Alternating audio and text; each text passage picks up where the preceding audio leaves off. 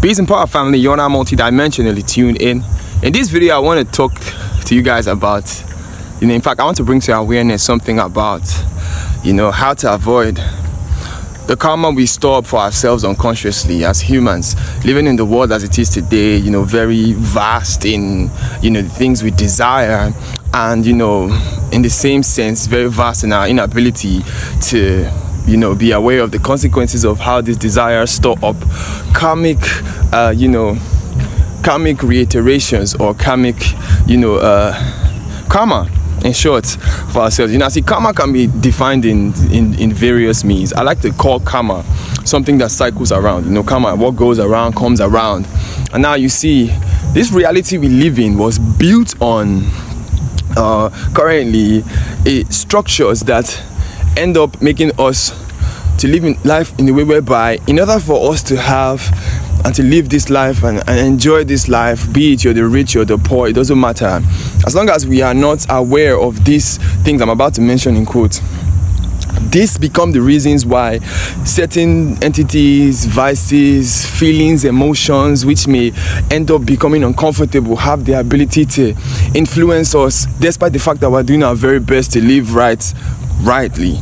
Now, you see, in the world we live in today, a typical example I want to bring to the surface is, how we live our day-to-day lives, and how even just by living and not knowing, not meaning bad for anybody, you're contributing into, a karmic debt for yourself that ends up spending I like to call this your karmic bank account. You see, there's something called a karmic bank account in my perspective, which is, if you do good, right, that if you do good is done for you in this life. You get what I'm saying? You might be doing good, you might be helping, maybe you might see a cat now on the floor, or a bird, and the cat is trying to limp, and then you might say, oh, let me just take care of this cat, maybe for like a few days, and make sure the cat is treated, or take it over to the vet, and then that's a good deed that's done.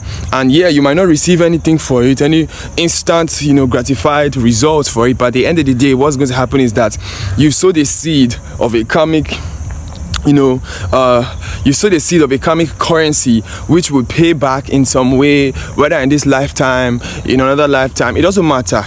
I believe this works because it is true, and I'll prove how this is true, right?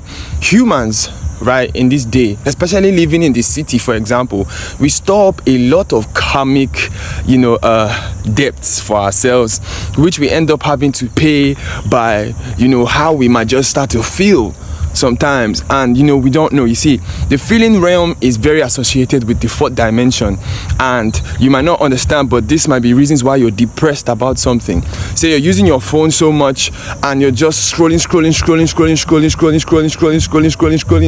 and gratifying yourself with dopamine. Now around the cycle, the next day, now whatever seeds of intention you sowed when, say the ascendant was in a certain 3 degree of Pisces, the next 3 degree of Pisces is going to come into your subconscious neural network to do that same thing, but not exactly that same thing, but you're going to get paid for what it is that you invested the day before. This is the importance of knowing how to be at least aware of our mind and treat our mind as the most important relationship we should have in order to make our temples at least worthy.